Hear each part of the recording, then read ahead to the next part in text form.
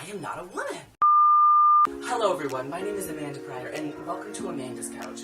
This week our topic is drag. We have some Q&A questions from our fans, and after that, come sit on Amanda's Couch. I think that's good.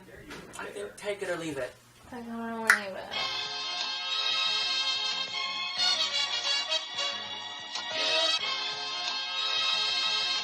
Okay, thank you everyone for coming to sit down with me on the couch to listen to me talk about all of my shenanigans. The first ever time we did this was what, April? Yeah, April. April. So the first time we did was April, and we were going around the school asking people questions about what they thought about Pink Day. I had tried to film one on my own with like a little iPad and this whole setup, and that didn't go well. So there have been 3 pilots, but today is the official pilot airing on the YouTube, on the internet, on the web.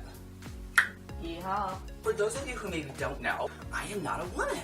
Drag is traditionally the art of female impersonation of, gay men who dress up as women for entertainment, for dancing and collecting tips in the club, for, YouTube series, for pageants, for whatever, they allow themselves to express, whatever they feel expresses like their inner self best. And that's sort of how I got started, is because I felt that inside of me there was like a masculine energy and then a feminine there's no masculine energy. It almost got me. There was like a feminine energy and then a more feminine energy. And I needed a way to like express the more feminine energy.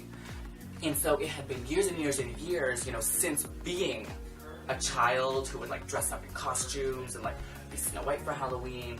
Years and years and years until I finally like was able to put a name on it. So through like drag, I found out how to separate the 2 energies inside of me.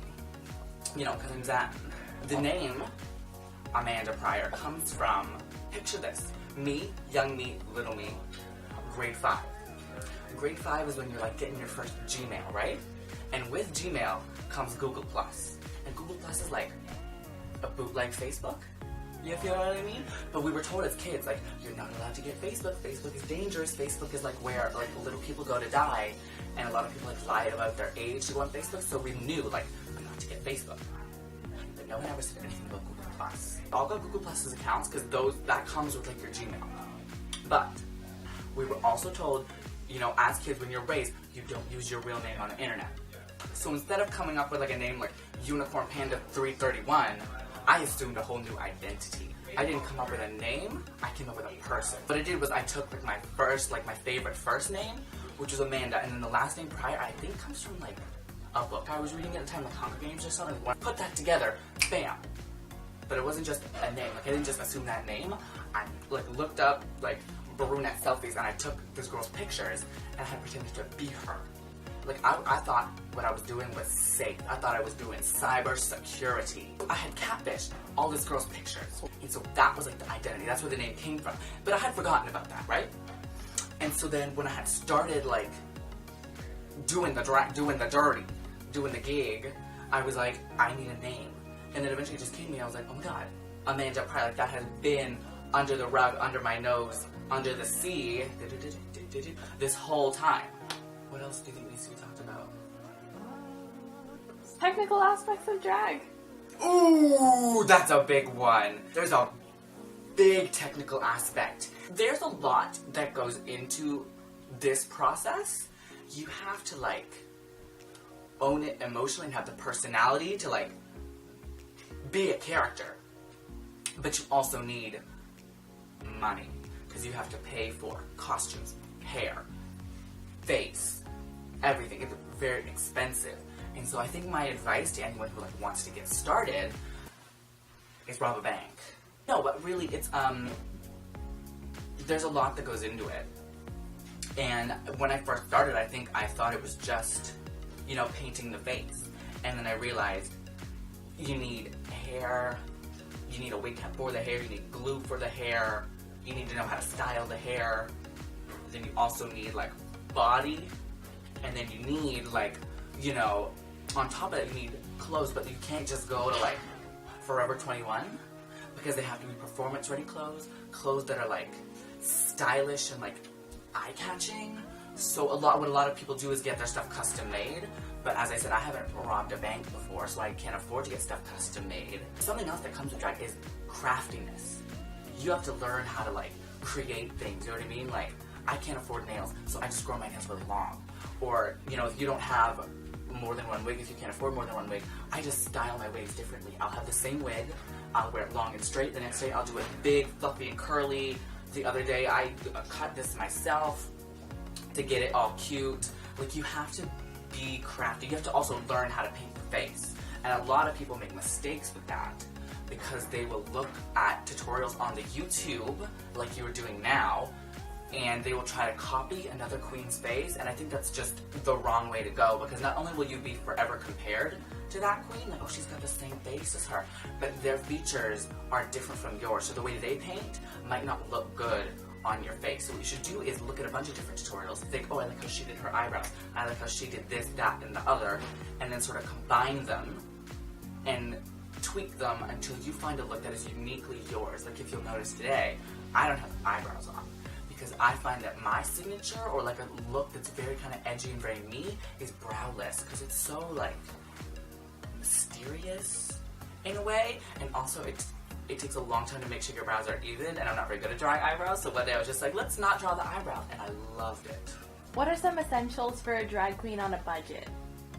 Robbing a bank. No, 6 different kinds of glue, 6 different kinds of tape, because you needed a tape to tuck, you needed tape to like, you can't give the facelift under the wig. That's what you do. I put tape here, and then I put string through the tape, and then I pull my face back, and then I put the wig on top. You also need tape if you're going to do like sharp lines. I don't use tape because I don't need training wheels, but some people do to get those sharp lines. You also need glue to glue the lashes down, to glue your nails on, to glue the wig on, and to glue the brows down. Waterproof is very important because a lot of people think that drag is just, you know, you put the face on, that's it. But you could be performing for like 4+ hours a night, or you could be, you know, doing a function or like an event that could take all day. Like, drag brunches can go from 9 o'clock in the morning to 4 o'clock. So you have to make sure that everything is like waterproof. You don't get sweaty and crunchy. Crunchy, yeah, you don't want to be crunchy. You don't want to be Miss Crunchyniality. You want to, like, you want to be smooth. And it takes a lot of practice to get the face like this. Like, this isn't even perfect, but if you'll see from whence how I started, you'll remember the first time our producer over here ever saw me, I was to the stid. If you'll see the pilot episode of this show, which shall go unaired, we'll call that pilot 0, and then there's pilot 1, and then this is the official pilot. Those 2 shall remain unaired, never to be seen by the public until I'm like right on my deathbed. And even if we do air it, that's probably gonna be the thing that kills me on my deathbed. Oh my God. I'll be here, I'll be like, Amanda, we have something to show you. They'll come, they'll bring me the video, and I'll be like, hi, my name is Amanda Pryor, and that'll be, Oh my God. like, that'll be the last drop. That'll be what takes me out. I'll look at that and I'll be like, the crunchy! Like, it's crunchy, it's custy, it's nasty. They were so bad. They got the point across, though. The emotional impact of that first pilot will be unmatched to this day, because we are, what?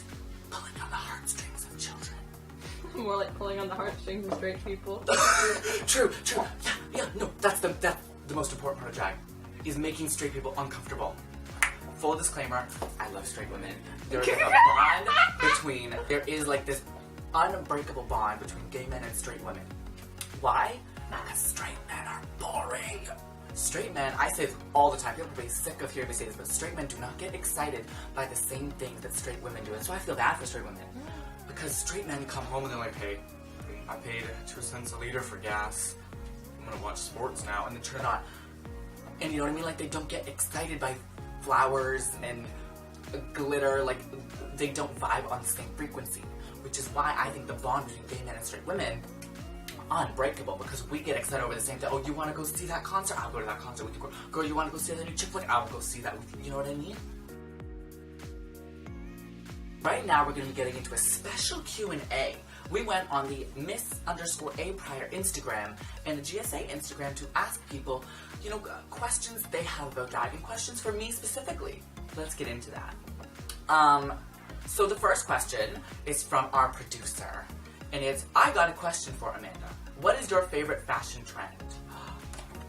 I think over the years, a lot of the trends, like, from the 80s are so appealing to me. I think it's just like the bright colors, the flashiness, all of that. I love it. On to the next question, which is from, on Instagram, Aira Fuse Katayama, who inspired you to start drag? I don't know if there's anyone specific that did inspire me, but like I said earlier, I think it was just like in my being, I needed that way to express the feminine energy and then the more feminine energy. I needed that.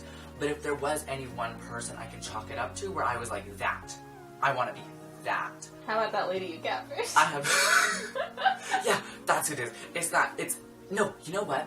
It's divas and like pop culture, like women. I just love women who kick ass. I love that. Just badass, like femme fatale. I love like pop divas. I got Britney Spears, Madonna, Cher, Christina Aguilera. Britney! Right? Dropping names here, dropping secrets, sharing stories. That is sort of the music that I was listening to in my formative years of, like, you know, when you find, like, your person. So that sort of music, I wanted to be that kind of a woman. And I think that's sort of where the inspiration comes from. The next question is from Iterus _. Do you think we'll ever have a drag prime minister?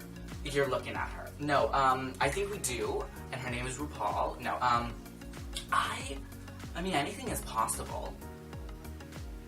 No, it's not. I don't think it's gonna happen. Listen, I'm not gonna be a naysayer. If that were to happen, I would love it.